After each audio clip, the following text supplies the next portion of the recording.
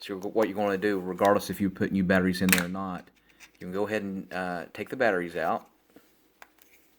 And these are two AAA, usually with the Roku.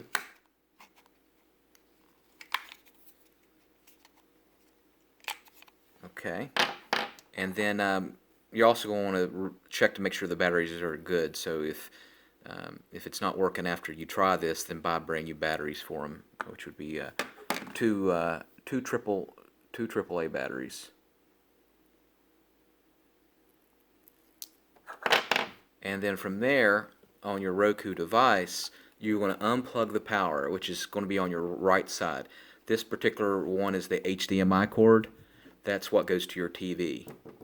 But this goes to the power right here on the right. So what you're going to do is you're going to unplug it, and then after you unplug it from the cord from the device, you're going to wait about 2 or 3 minutes, and then you're going to reinsert your batteries. Just make sure you do it the correct way.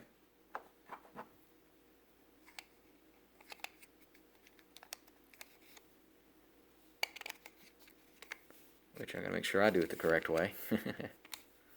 Yeah.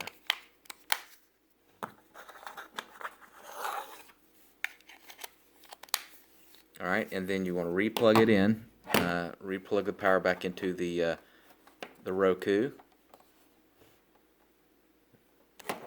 and then try it and see if it works. It should work for you. If not, again, make sure you put brand new batteries in here and try that, and then hopefully that will get you up and running. Alright, thanks for watching, and please subscribe.